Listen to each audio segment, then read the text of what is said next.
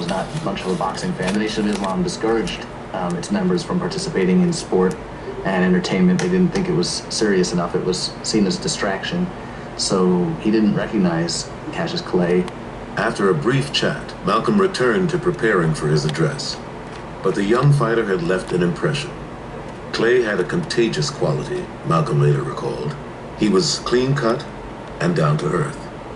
They quickly developed a friendship and a bond, and Malcolm became a very important teacher for Cassius, teaching him about the Nation of Islam and about what their religion meant. They became good friends. Born in 1925 to parents who followed the black separatist leader Marcus Garvey, Malcolm Little was introduced to the Nation of Islam in the late 1940s while serving time in a Massachusetts prison for burglary. Deeply affected by Elijah Muhammad's teachings, Little wrote to the leader almost daily and took the name Malcolm X. Later, after his release from prison, Muhammad would make him principal minister at Temple No. 7 in Harlem. Who are you? You don't know? Don't tell me Negro, that's nothing. What were you before the white man named you a Negro? And where were you? And what did you have? What was yours? What language did you speak then? What was your name? It couldn't have been Smith or Jones or Bunch or Powell. That wasn't your name. They don't have those kind of names where you and I came from. When Malcolm came along, his charisma was married to Elijah Muhammad's puritanical message, and it took off.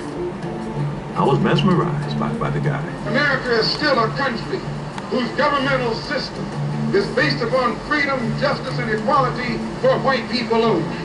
And I couldn't imagine anyone besting him in intellectual argument. You haven't done the right thing. He was that sharp. By my people. And because you haven't done the right thing by my people, now I got to do the right thing by you. Your kingdom has got to go. Often when people had intellectual attainment, they disdained the street life, and they had this aura of superiority. Malcolm, he didn't have that at all. He seemed to embrace the street life in a way that few of us had, and that was a very unique thing. Many Americans, now familiar with the nonviolent actions of the civil rights movement, led primarily by Southern ministers, were shocked and frightened by what Malcolm X had to say. No man can speak for Negroes who tells Negroes love their enemy. No man can speak for Negroes who tells Negroes turn the other cheek. There is no Negro in his right mind today who is going to turn the other cheek.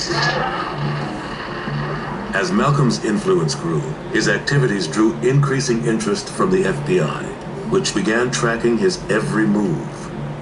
Surveillance that would continue until the end of his life. Stop trying to be in unity with the people that don't want you.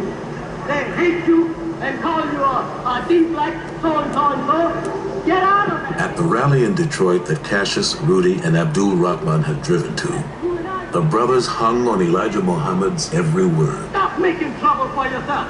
He's through with you and I. He has freed you and I. Let's act like free men. Do for our free self. If Cassius comes out and says, yes, I'm a member of the Nation of Islam, his career is over. You know, I mean, boxing is in the doldrums anyway.